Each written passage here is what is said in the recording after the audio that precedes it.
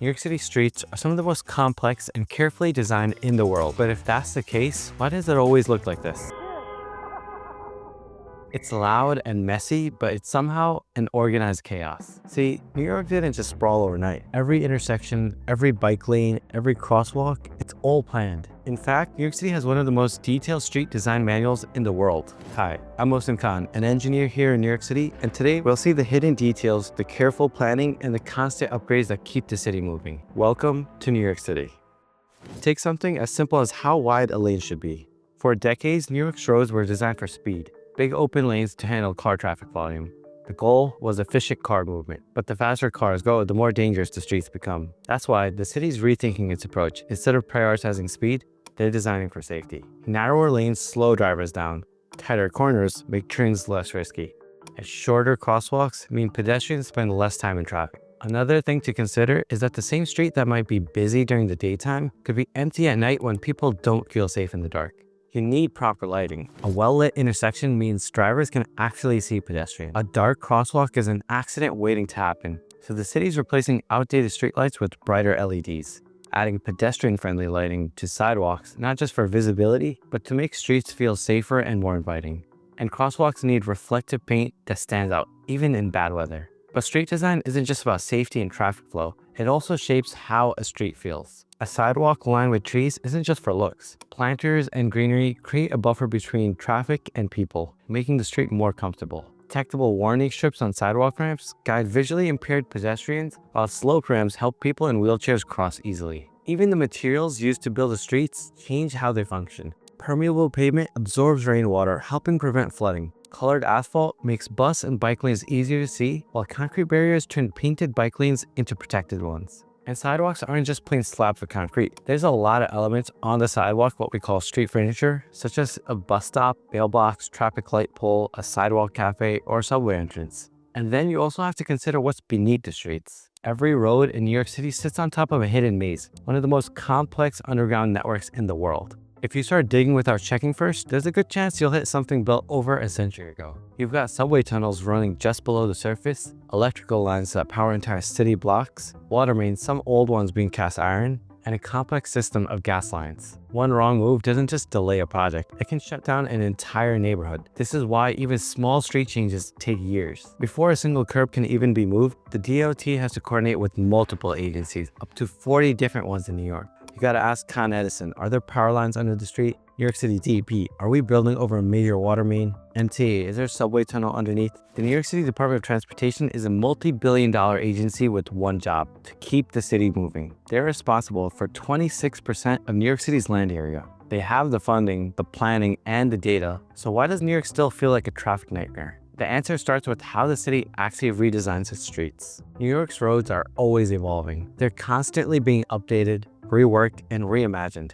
And every single change, from a simple crosswalk adjustment to a full-scale bus lane, falls into two categories: a simple operational project or a complex capital project. Look at how long the design process is for a capital project. It includes an insane amount of review from multiple different parties and agencies involved, called stakeholders. Every curb, every lane, every light pole, it's all designed with purpose. The thing is, New York isn't a blank slate. Even the best designs have to fit into the reality of a city that's constantly moving. A street that works perfectly on paper still has to function in each neighborhood and borough with its own unique challenges. With New York having over 6,000 miles of streets, no two function exactly alike. A bike lane that works in Midtown might not work in Brooklyn. A bus lane that speeds up transit in Queens could make congestion worse in the Bronx. So when a street is flagged as having problems, they redesign it from the ground up considering the use case. After all, a street isn't just a sidewalk, it's part of a neighborhood. You have to ask a few questions. Is it a major commuter corridor or a quiet residential street?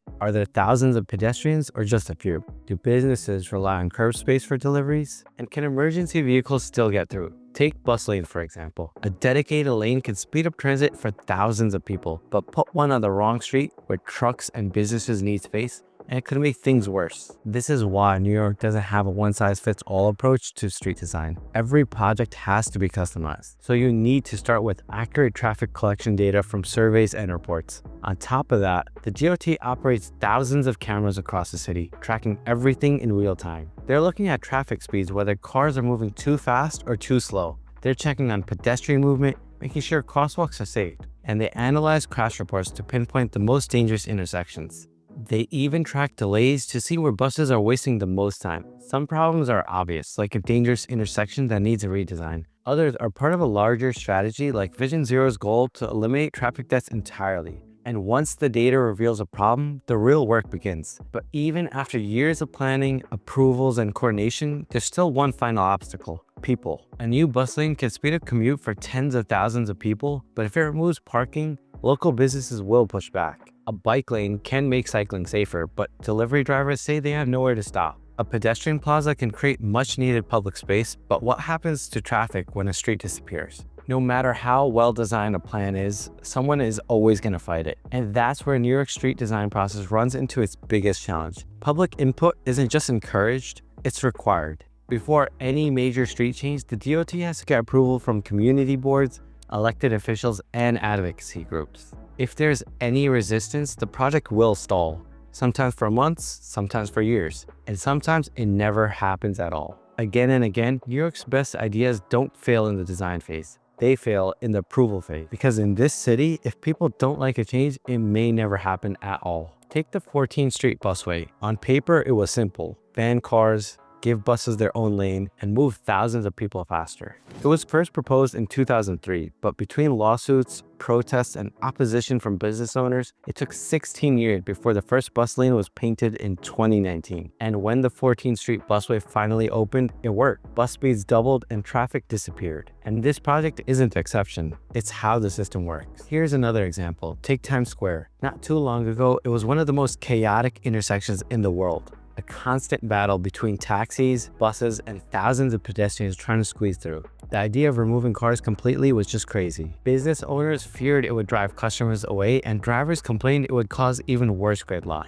But in 2009, New York City tried something radical. Instead of debating for years, they did a temporary experiment. They closed Broadway to traffic, put out some chairs, and just waited. The results spoke for themselves. Crashes dropped by 40%, and pedestrian injuries went down by 35%. It turned out businesses were better off with more people staying longer and spending more money. What started as a temporary change became permanent. Now, Times Square is one of the most famous pedestrian plazas in the world, proof that New York City can make big changes when it wants to. And Times Square wasn't a one-off. In 2007, the city tried something totally new with bike lanes on 9th Avenue, a protected bike lane, physically separated from traffic. Before that, bike lanes in New York City were basically just lines painted on the road. You were constantly dodging parked cars, buses, and taxis that were flying by. Every bike ride felt risky. A lot of people were skeptical. Businesses were concerned about losing parking spaces, and even some cyclists weren't sure about the design. But when it opened, it was a huge difference. Injuries went way down, and a lot more people started biking.